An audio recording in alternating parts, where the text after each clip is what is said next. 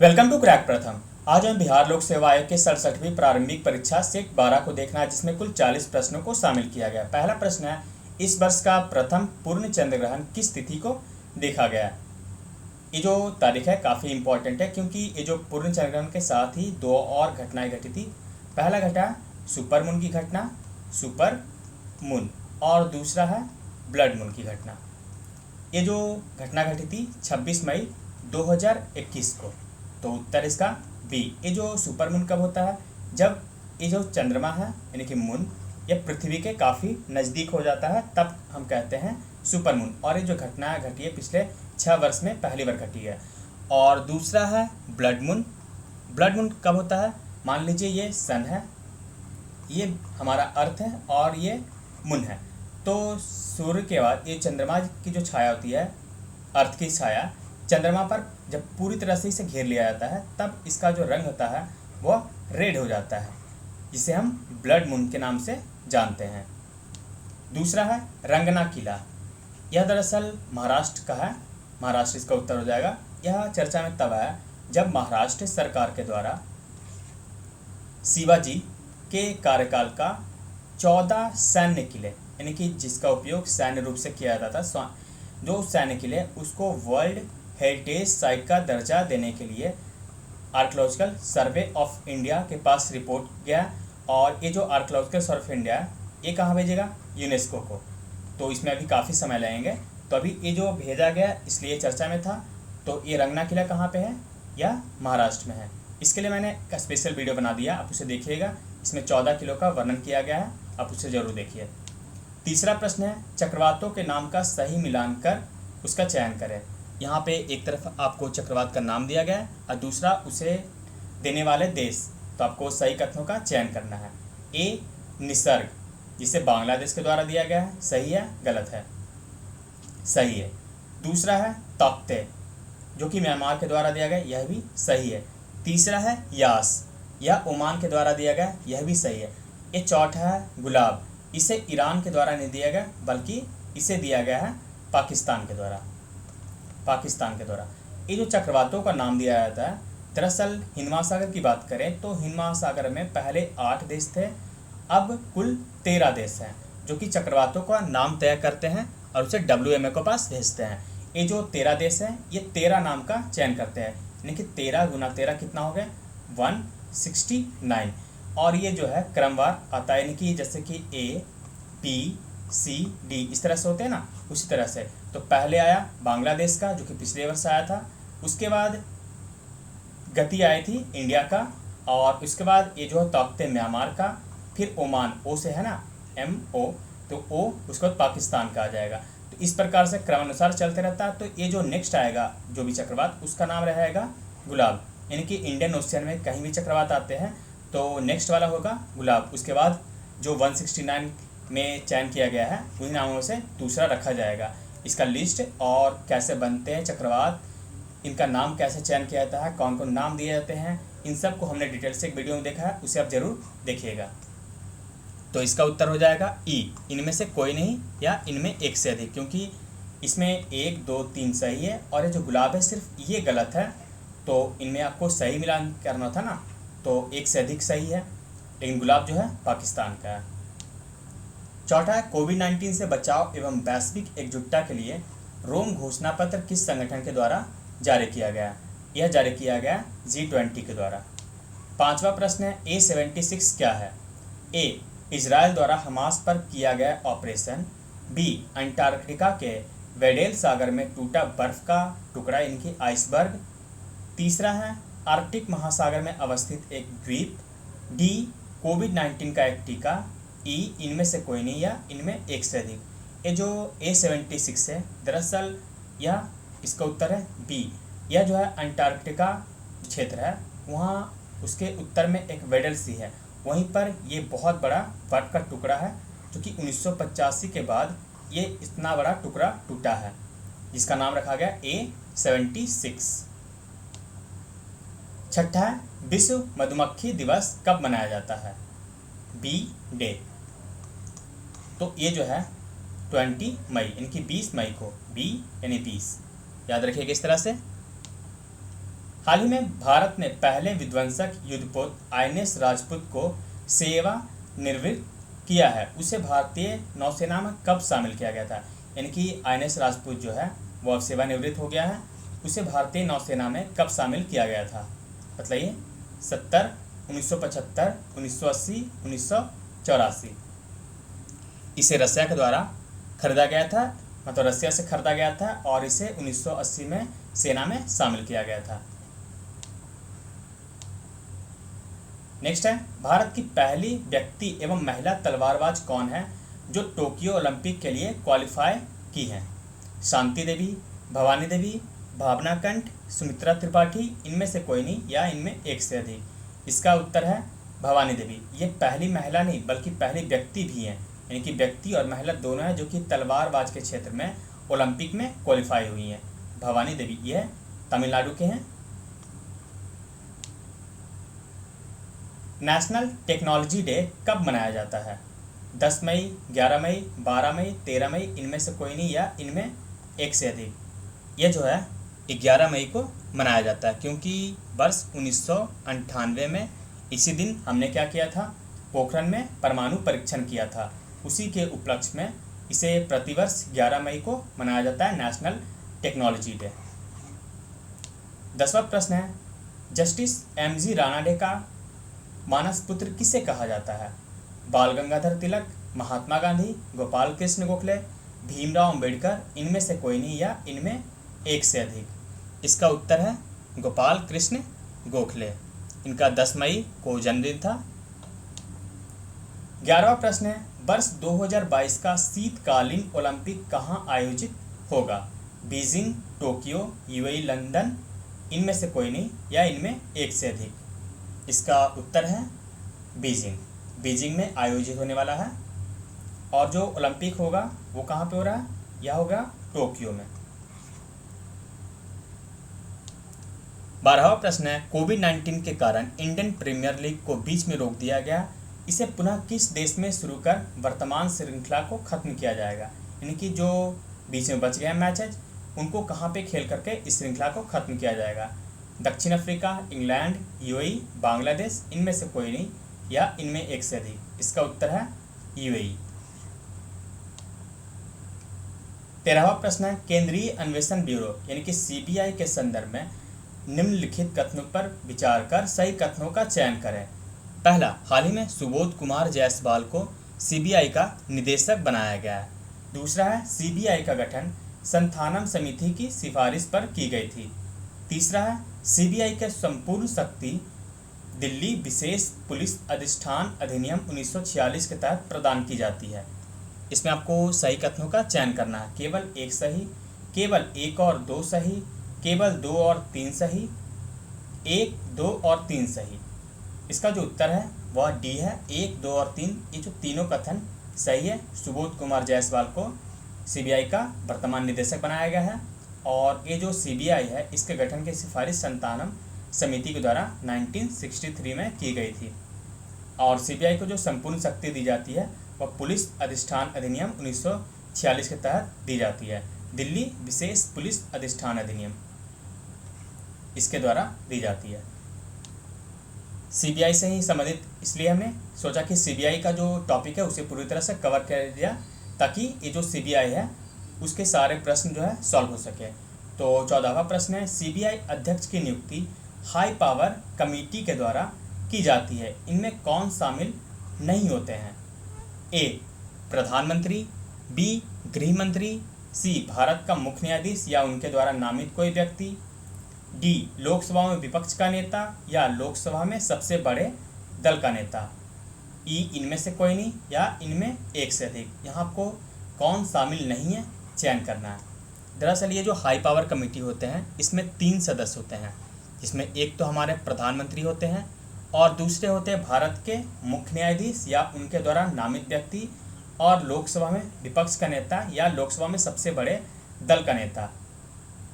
तो ये जो गृह मंत्री होते हैं इस हाई पावर कमेटी के अंग नहीं होते हैं, यानी कि इनके सदस्य नहीं होते। तो इसका उत्तर हो जाएगा B, गृह मंत्री। CBI का ये जो CBI है किस मंत्रालय के अधीन कार्य करता है? गृह मंत्रालय, कार्मिक मंत्रालय, प्रधानमंत्री कार्यालय, रक्षा मंत्रालय, इनमें से कोई नहीं या इनमें एक से अधिक। यह जो सीबीआई है, पहले यह गृह मंत्रालय के अधीन कार्य करता था, लेकिन इसे अब कार्मिक मंत्रालय के अंतर्गत रखा गया है। तो उत्तर है इसका बी। 16वां प्रश्न है, केंद्रीय सतर्कता आयोग अधिनियम 2003 के द्वारा सीबीआई निदेशक को कितने वर्ष की कार्य अवधि की सुरक्षा दी गई है? इनकी 1964 से इनकी कार्य अवधि की सुविधा नहीं थी, लेकिन इस एक्ट के द्वारा सीबीसी एक्ट जो लाया गया था 2003 में, इसके तहत ये जो सीबीआई के निदेशक होते हैं उनके कार्य की एक सुरक्षा अवधि दी गई है। वो आपको बतलाना है कितने वर्ष होते हैं, 2 वर्ष, 3 वर्ष, 4 वर्ष, 5 वर्ष, इनमें से कोई नहीं है, इनमें एक से अधिक। इसका जो उत्तर है वह है 2 वर्ष। 2 वर्ष का ये जो सुरक्षा अवधि इन्हें दिया गया। इनके सुबोध कुमार जायसवाल जो हैं वह 2 वर्ष तक अपने पद पर बने रहेंगे, क्योंकि उनको एक सुरक्षा अवधि दी गई है। 17वां प्रश्न है, भारत में इंटरपोल के नेशनल सेंट्रल ब्यूरो के रूप में कौन कार्य करता है? यानी कि इंटरपोल का कार्य भारत में कौन करता है? केंद्रीय अन्वेषण ब्यूरो यानी कि सीबीआई, प्रवर्तन निदेशालय, सी केंद्रीय सतर्कता आयोग, डी इंटेलिजेंस ब्यूरो, इनमें से कोई नहीं या इनमें एक से अधिक। इसका कार्य भी सीबीआई ही करता है। 18वां प्रश्न है, सीबीआई अकेडमी कहाँ है? नई दिल्ली, गाजियाबाद, मुंबई, बेंगलुरु, इनमें से कोई नहीं या इनमें एक से अधिक। ये जो सीबीआई का हेडक्वार्टर तो आपको पता है कि नई दिल्ली में है, लेकिन ये जो अकेडमी है जहाँ पे प्रशिक्षण दिए जाते हैं या दरअसल गाजियाबाद में है। तो उत्तर हो जाएगा हमारा बी। सीबीआई के प्रथम निदेशक का आपको चयन करना है, कौन थे? अभी तो है सुबोध कुमार जायसवाल, लेकिन आपको प्रथम निदेशक के बारे में बतलाना है। D P Kohli, S N Mathur, P N Mishra, D Sen, इनमें से कोई नहीं या इनमें एक से अधिक। एक से अधिक तो हो नहीं सकते एक बार में, तो बतलाइए। इसके उत्तर है ए डीपी कोहली। 20वां प्रश्न है, निम्न में से कौन सीबीआई की शाखा नहीं है? यानी कि सीबीआई के शाखा आपको चयन करना है, उसके ब्रांचेस के बारे में। दरअसल सीबीआई के 7 ब्रांच है टोटल देश में, और उन ब्रांचों का यहाँ पर नाम आपको दिया गया है। इसमें आपको चयन करना है कौन इसमें नहीं है। ए भ्रष्टाचार निरोधक शाखा, बी आर्थिक अपराध शाखा, सी प्रशासनिक शाखा, डी नीतिगत एवं समन्वय शाखा, ई इनमें से कोई नहीं या इनमें एक से अधिक। इसका जो उत्तर है इनमें से एक से अधिक है, क्योंकि ये चारों इसके शाखा हैं। यानी कि सीबीआई के जो 7 शाखा है उनमें चारों ये भी हैं और 3 ये शाखा है, जैसे कि विशेष अपराध शाखा, अभियोग निदेशालय और केंद्रीय फॉरेंसिक विज्ञान प्रयोगशाला, ये सभी सीबीआई के अंग हैं। 21वां प्रश्न है, ये इंडिया ईयरबुक से है, इंडिया ईयरबुक 2021 से। दरअसल इंडिया ईयरबुक के जो होते हैं उसके क्वेश्चन भी काफ़ी पूछे जाते हैं, तो इसलिए सोचा कि इससे भी चैप्टर बाय चैप्टर आपको यहाँ पर प्रोवाइड किया जाए क्वेश्चन के रूप में। तो बनाइए, राष्ट्रीय ध्वज के प्रारूप को भारतीय संविधान सभा ने किस तिथि को अपनाया था? 22 जुलाई 1947, 24 जुलाई 1947, 24 जुलाई 1948, 24 जनवरी 1950, इनमें से कोई नहीं या इनमें एक से अधिक। इसका जो उत्तर है वह है 24 जुलाई 1947 को भारतीय संविधान सभा ने राष्ट्रीय ध्वज के प्रारूप को अपनाया था, 24 जुलाई 1947 को। 22वां है, निम्न में से कौन राष्ट्रीय ध्वज के प्रदर्शन पर लागू होने वाले कानून है? ए राज्य चिन्ह और नामों के दुरुपयोग की रोकथाम अधिनियम 1950, बी राष्ट्रीय गौरव अपमान निवारण अधिनियम 1971, भारतीय ध्वज संहिता 2002, डी है सरकार द्वारा समय समय पर जारी गैर सांविधिक अनुदेश, और ई है इनमें से कोई नहीं या इनमें एक से अधिक। इसका उत्तर है इनमें एक से अधिक, क्योंकि ये जो चारों कानून हैं 1950, 1971 और 2002 के अलावा ये जो गैर सांविधिक अनुदेश जारी किए जाते हैं सरकार द्वारा समय समय पर, ये सभी जो है राष्ट्रीय ध्वज के प्रदर्शन पर लागू होने वाले कानून हैं। अभी हाल ही में काफ़ी चर्चा में रहा था जब दिल्ली के मुख्यमंत्री के द्वारा ये जो ध्वज का जो प्रदर्शन है वो उल्टा करके किया गया था, जिस कारण से काफ़ी चर्चा में था, तो इसे आप ध्यान रखिएगा। 23वां प्रश्न है, राज्य चिन्हों के संदर्भ में निम्नलिखित कथनों में से गलत कथन का चयन करना आपको। गलत कथन। ए, भारत सरकार के द्वारा 26 जनवरी 1950 को राज्य चिन्ह को अपनाया गया। बी है, सारनाथ के संपूर्ण अशोक स्तंभ को राज्य चिन्ह के रूप में अपनाया गया। सी है, दोनों गलत है। डी, दोनों सही है। आपको उत्तर का चयन करना है। विचार कीजिए कौन सा उत्तर होगा। इसका जो उत्तर है बी है। ये जो सारनाथ के संपूर्ण अशोक स्तंभ को नहीं लिया गया बल्कि उसके इस हिस्से को लिया गया। ये देखिए, ये मान लीजिए ये किसका है, ये सारनाथ का ये जो संपूर्ण स्तंभ है ना। तो इसमें आप शामिल देख सकते हैं, इसका जो ये हिस्सा है बस ये शामिल किया गया है नेशनल एम्बलम में। तो ये जो हिस्सा है इससे शामिल किया गया, आप देख सकते हैं यहाँ पर इस हिस्से में। तो और इसके नीचे ये जो है उल्टा कमल का जो घंटा है, घंटाघर, तो इससे क्या हटा दिया गया और सिर्फ इस भाग को शामिल किया गया, जिसमें आपको सिर्फ ये घोड़े दिख रहे होंगे। यहाँ पे देखिए ये घोड़े और एक तरफ गैंडे दिख रहे होंगे यहाँ पर पैर, तो और बीच में चक्र, और ये जो आधा आधा पट्टी है यहाँ पर, ये आधे आधे चक्र को दर्शा रहा है। और इसमें 3 ही शेर आपको दिख रहे होंगे, ना कि 4 शेर। तो आपको अब समझ आ गया कि इसमें जो है ये कौन सा भाग लिया गया, ना कि पूर्ण ये जो संपूर्ण सारनाथ के स्तंभ को लिया गया, इसके इस हिस्से को ही लिया गया। इसलिए अगर पूछे क्या घंटा को भी लिया गया था नीचे जो पड़े हुए ये उल्टा कमल का, तो नहीं, ये नहीं लिया गया। 24वां प्रश्न काफ़ी इजी है, आप इसे रोज देखते होंगे। तो राष्ट्रगान में कुल कितने पद होते हैं? कुल कितने हैं? यह है 5। जनगणना एक बार गा लीजिए। 25वां प्रश्न है, निम्नलिखित विकल्पों में सही विकल्प का चयन करें। ये जो हमने ज्योग्राफी में पढ़ाया था, तो आप बताइए इसका उत्तर। सभी अक्षांश रेखाओं की लंबाई समान होता है। क्या होता है? सभी अक्षांश रेखाओं की लंबाई समान होती है। बी, सभी देशांतर रेखाओं की लंबाई समान होती है। सी, सभी अक्षांश रेखाओं के बीच की दूरी समान होती है। डी, सभी देशांतर रेखाओं के बीच की दूरी समान होती है। ई, इनमें से कोई नहीं या इनमें एक से अधिक। इसका जो उत्तर है वह होती है ई, इनमें एक से अधिक है। कैसे? पहले हम एक एक को देखते हैं। पहला क्या बोल रहा है? सभी अक्षांश रेखाओं की लंबाई समान होती है। देखिए ये है हमारा पृथ्वी और ये है विषुवत रेखा। ये कौन सी है? अक्षांश रेखा। अब बतलाइए आप। इस प्रकार से और लाइन खींच रहे हैं।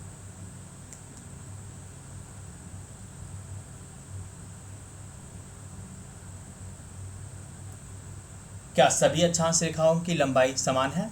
नहीं ना, तो ये तो हमारा गलत हो जाएगा। ये जो है विषुवत रेखा के उत्तर में और दक्षिण में इसी प्रकार से पैरेलल जो लाइन खींची जाती है काल्पनिक तौर पर, उसे हम कहते हैं क्या? ये अक्षांश रेखा है। तो पहला तुम्हारा गलत हो गया। दूसरा है सभी देशांतर रेखाओं की लंबाई समान होती है। ये देखिए ये हो गई देशांतर रेखा। इसकी जो लंबाई है थे, मान लीजिए ये नॉर्थ पोल है और ये साउथ पोल है ना, उत्तरी ध्रुव और दक्षिणी ध्रुव। ये जो होती है ये पृथ्वी को बराबर भागों में बांटती, दोनों तरफ से। तो इसकी जो लंबाई होती है वह समान होती है हर जगह से, क्योंकि यह पृथ्वी को, हर एक जो देशांतर रेखा है वो पृथ्वी को बराबर भागों में काटती है। बी जो है वह सही है। अब सी को चेक करते हैं। सभी अक्षांश रेखाओं के बीच की दूरी समान होती है। ये जो रेखा होती है इसके बीच की दूरी क्या होती है? यह समान होती है, यह सही है, यानी कि ए और सी सही है। और ये जो सभी देशांतर रेखाओं के बीच की दूरी, इसको चेक करते हैं। चलिए ये देखिए, यह है नॉर्थ पोल और यह है साउथ पोल। तो इस तरह से होती है, इस तरह से। तो अब देखेंगे कि इसका जो है विषुवत रेखा के पास जो लंबाई होती है वो काफ़ी अधिक होती है, यानी कि इनके बीच की दूरी, ये देखिए यहाँ इनके बीच की दूरी जो होती है वो अधिक है। लेकिन जैसे जैसे ये ध्रुव के पास जाते हैं इनके बीच की दूरी क्या होती है? वो कम हो जाती है। तो ये समान नहीं है, क्योंकि ध्रुवों के पास जाते हुए देशांतर रेखाओं के जो बीच की दूरी होती है वह कम होने लगती है, लेकिन अक्षांशों में ऐसा नहीं होता। अक्षांश में ये जो बीच की दूरी होती है वह हमेशा एक समान होती है, भले इनकी खुद की लंबाई वह कम हो जाती है। तो आप समझ गए, इसमें उत्तर हो जाएगा हमारा कैसे, एक से अधिक। फिर से बोल दूं, सभी अक्षांश रेखाओं की लंबाई समान नहीं होती है, क्योंकि यह ध्रुवों के पास जाते जाते यह छोटी हो जाती है। और सभी देशांतर रेखाओं की लंबाई समान होती है, क्योंकि यह पृथ्वी को काल्पनिक तौर पर बराबर बराबर भागों में बांटती है। हर एक ये जो देशांतर रेखा होता है, सभी अक्षांश रेखाओं के बीच की दूरी समान होती है। बिल्कुल सही है, ये जो बीच की दूरी, भले इनकी खुद की लंबाई कम होती है, लेकिन इनके बीच की दूरी वह क्या होती है, समान होती है। और सभी देशांतर रेखाओं के बीच की दूरी समान नहीं होती, क्योंकि ध्रुवों के पास जाते जाते इनके बीच की दूरी क्या होती है, कम होते चली जाती है। आप खुद देखिए यहाँ पर कम होने लगती है। तो उत्तर हो जाएगा हमारा इनमें एक से अधिक। 26वां प्रश्न है, भारतीय मानक समय कितने राज्यों से होकर गुजरती है? इसका उत्तर है 5। यह 5 राज्यों से होकर के गुजरती है। कौन कौन? उत्तर प्रदेश, यहाँ पर MP, छत्तीसगढ़, उड़ीसा और एक है आंध्र प्रदेश। यूपी, छत्तीसगढ़, MP, उड़ीसा और आंध्र प्रदेश, ये 5 राज्य है जहाँ से ये जो हमारा IMT है, इंडियन स्टैंडर्ड टाइम, ये जो है 5 राज्यों से होकर गुजरती है, इंडियन स्टैंडर्ड टाइम। 27वां प्रश्न है कि निम्नलिखित कथनों पर विचार कर सही कथन का चयन करें।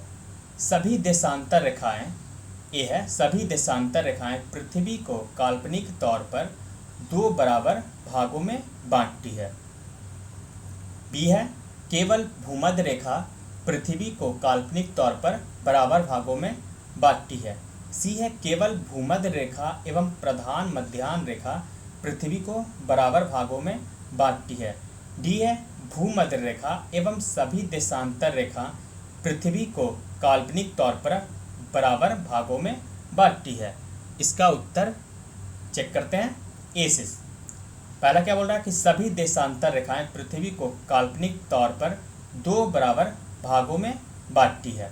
सभी देशांतर रेखाएं पृथ्वी को काल्पनिक तौर पर 2 बराबर भागों में बांटती है, बिल्कुल यह सही है। यह जो है देशांतर रेखाएं, या मान लीजिए पृथ्वी है, तो इसको जो भी है ये सभी इस प्रकार से बराबर भागों में बांटती है। तो उत्तर हो जाएगा ये वाला सही है। दूसरा, केवल भूमध्य रेखा पृथ्वी को काल्पनिक तौर पर बराबर भाग में बांटती है। अब देखिए, यह है बीच का 0 डिग्री, यानी कि ये जो अक्षांश रेखा है 0 डिग्री, यह तो बांटती ही है, बिल्कुल सही है। लेकिन साथ में आपने देखा कि देशांतर रेखाएं भी बांटती है, तो बी तो बिल्कुल नहीं होगा। तीसरा है केवल भूमध्य रेखा एवं प्रधान मध्याह्न रेखा पृथ्वी को बराबर भागों में बांटती है। ये देखिए, ये जो प्रधान मध्याह्न रेखा है वह अर्थ पे लंदन के पास से गुजरती है ना, 0 डिग्री जो होता है वो देशांतर रेखा की बात कर रहे हैं। तो अगर 180 टोटल देशांतर रेखाएं हैं, तो इसमें एक ये भी है 0 डिग्री, तो एक ये तो हो गया ना, तो सभी देशांतर रेखाएं इसमें शामिल हो जाएंगे ना। तो सिर्फ केवल प्रधान मध्याह्न रेखा कैसे होगा, नहीं ना, तो यह भी गलत है, क्योंकि सभी देशांतर रेखाएं इसमें शामिल है। डी बिल्कुल सही है। भूमध्य रेखा यानी कि ये 0 डिग्री और सभी देशांतर रेखाएं पृथ्वी को काल्पनिक तौर पर बराबर भागों में बांटती है। तो हमारा उत्तर हो जाएगा ई, इनमें से कोई नहीं या इनमें एक से अधिक, क्योंकि ए और डी दोनों सही है। 28वां प्रश्न है, गांधी जी ने अपना अंतिम उपवास कब शुरू किया था? 12 जनवरी 1948, 14 जनवरी 1948, 16 जनवरी 1948, 18 जनवरी 1948, इनमें से कोई नहीं या इनमें एक से अधिक। इंडिया और पाक के बीच जब दंगे हो रहे थे उस समय गांधी जी के द्वारा अनशन शुरू किया गया था, अंतिम उपवास, क्योंकि इसके बाद उनकी हत्या कर दी गई थी। दरअसल यह जो उपवास है यह 14 जनवरी 1948 को शुरू की गई थी और उसके बाद 18 जनवरी 1948 को राजेंद्र प्रसाद के द्वारा इनको आश्वासन दे करके इनका उपवास जो है वो टुड़वाया गया था। तो उत्तर हमारा हो जाएगा बी, 14 जनवरी 1948। 29वां प्रश्न है, खान अब्दुल गफ्फार खां के संदर्भ में निम्नलिखित कथनों पर विचार कर सही कथन का चयन करें। इन्हें गांधी जी के साथ रहने के कारण सीमांत गांधी कहा जाता है। बी, इन्होंने कभी भी कांग्रेस के अध्यक्ष पद को नहीं स्वीकार किया। सी, 1929 में इन्हें खुदाई खिदमतगार इसी का अन्य नाम है servant of God red shirt नामक संस्था बनाया गया। डी है 1987 में इन्हें भारत रत्न भी प्रदान किया गया। और ई इनमें से कोई नहीं या इनमें एक से अधिक, यह चारों जो विकल्प है वो सही है। तो इसका उत्तर हो जाएगा इनमें एक से अधिक। और इनकी जो मृत्यु हुई थी कब? 1988 में। 87 में भारत रत्न और 88 में मृत्यु। तीसरा प्रश्न है, वंदे मातरम को इंग्लिश में अनुवाद किनके द्वारा किया गया था? श्री अरविंदो, बिपिन चंद्रपाल, लाला लाजपत राय, बाल गंगाधर तिलक, इनमें से कोई नहीं या इनमें एक से अधिक। इसका उत्तर क्या है? इसका उत्तर है ए, श्री अरविंदो के द्वारा इसको इंग्लिश में अनुवाद किया गया था। एक तीसरा प्रश्न है, निम्नलिखित कथनों पर विचार कर सही कथन का चयन करें। बिहार में तुर्क सत्ता की स्थापना का श्रेय बख्तियार खिलजी को जाता है। वह बनारस एवं अवध क्षेत्र के सेनापति मलिक हुसामुद्दीन का सहायक था। इसकी पहली सफलता वर्ष 1198 में उदंतपुरी में हुई थी। केवल एक सही, केवल एक और दो सही, केवल एक और तीन सही, एक, दो और तीन सही। इसका भी उत्तर है डी, ये तीनों जो विकल्प है वह सही है। 32वां प्रश्न है, बिहार में ब्रह्म समाज की जो पहली शाखा है कहाँ खोली गई थी? पटना, भागलपुर, मुंगेर, जमालपुर, इनमें से कोई नहीं या इनमें एक से अधिक। इसका उत्तर है भागलपुर में केशव चंद्र सेन के द्वारा खोला गया था 1866 में। आप कीजिएगा 1866 में भागलपुर में खोला गया था, लेकिन केशव चंद्र सेन के द्वारा जो खोला गया था वह पटना में खोला गया था। 33वां है, स्वतंत्रता पूर्व बिहार के प्रथम राज्यपाल कौन थे? यह स्वतंत्रता पूर्व की बात कर रहा है कि बिहार का प्रथम राज्यपाल कौन थे? A, sir Maurice Garnier Hallett, sir Thomas George Rutherford, sir Alexander Stewart, sir Hector, इनमें से कोई नहीं या इनमें एक से अधिक। इसका उत्तर ए है सर मॉरिस गार्नियर। यह 1833 और 34 के बीच में रहे थे, तो काफ़ी पुराना है, लेकिन न्यूज़ एक करंट अफेयर नहीं है बल्कि एक हिस्ट्री है। तो इसका उत्तर है sir Maurice Garnier Hallett. Bihar में निम्न में से कहाँ पर अशोक स्तंभ है? बिहार में ये जो अशोक स्तंभ है उसको बतलाना है क्या ये सही है या गलत है।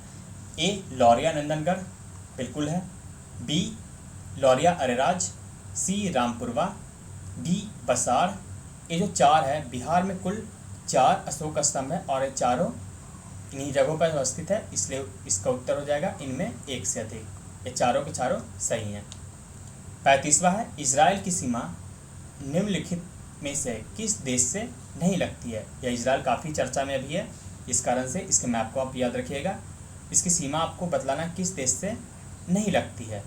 जॉर्डन, सीरिया, सऊदी अरब, इजिप्ट, इनमें से कोई नहीं या इनमें एक से अधिक। इसकी जो सीमा है वह सऊदी अरब से नहीं लगती है। आप इस मैप में देखिए, यह है इजराइल, इसकी जो सीमा है आप देखिए यहाँ पर, यह है जॉर्डन, यहाँ पर सीरिया है, ऊपर लेबनान, यह आपको गाजा पट्टी और ये वेस्टर्न बैंक यानी कि फ़िलिस्तीन, और ये है इजिप्ट। लेकिन ये आप देखिए, ये वाली लाइन ये नीचे है, ये कौन सा है? ये वाली सऊदी अरबिया है ना, जिसकी सीमा यहाँ पर गल्फ अकावा के कारण यह नहीं मिल पाती है। तो आप समझ गए, सऊदी अरब की सीमा जो है इससे नहीं मिलती है। 36वां है, बिहार में सर्वाधिक शुद्ध बुआई क्षेत्र किस जिले में है? इसे हमने पढ़ा था इकोनॉमिक सर्वे में चैप्टर 3 में, तो याद है ना आपको? तो बताइए, पूर्वी चंपारण, पश्चिमी चंपारण, शिवहर, रोहतास, इनमें से कोई नहीं या इनमें एक से अधिक। इसका उत्तर है पूर्वी चंपारण। 37वां, बिहार में सर्वाधिक फसल सघनता किस जिले में है? इसका उत्तर है शिवहर। इन सबको हमने चैप्टर 3 में पढ़ा था। 38वां प्रश्न है, बिहार में औसत जोत का आकार कितना है? 1.08 हेक्टेयर, 0.39 हेक्टेयर, 1.5 हेक्टेयर, 2.0 हेक्टेयर, इनमें से कोई नहीं या इनमें एक से अधिक। इसका उत्तर है 0.39 हेक्टेयर। और देश का कितना है? 1.08 हेक्टेयर। यह है देश का और यह है बिहार राज्य का, यानी कि बिहार में औसत जोत का आकार आप सोच सकते हैं नेशनल लेवल से भी काफ़ी कम है, आधे से कम। 39वां प्रश्न है, बिहार में सर्वाधिक दलहन का उत्पादन किस जिले में किया जाता है? पटना, मुंगेर, गया, कटिहार, इनमें से कोई नहीं या इनमें एक से अधिक। इसका उत्तर है पटना। 40वां प्रश्न है, बिहार में सर्वाधिक चावल का उत्पादन किस जिले में होता है? रोहतास, औरंगाबाद, कैमूर, कटिहार, इनमें से कोई नहीं या इनमें एक से अधिक। इसका उत्तर है रोहतास, बिल्कुल सही है। और गेहूं में भी प्रथम स्थान पर कौन है? रोहतास। दलहन में पटना। इन सबको आपने चैप्टर 3 यानी कि इकोनॉमिक सर्वे के चैप्टर 3 में पढ़ रखा है। तो इस वीडियो में बस इतना ही। आपको यहाँ पर आंसर दिए गए हैं, यहाँ पर आप इसको देख लीजिएगा। वैसे आपको आंसर तो पहले बता दिया। नेक्स्ट वीडियो कल आएगा। तो आज के लिए बस इतना ही। Thank you for watching crack प्रथम।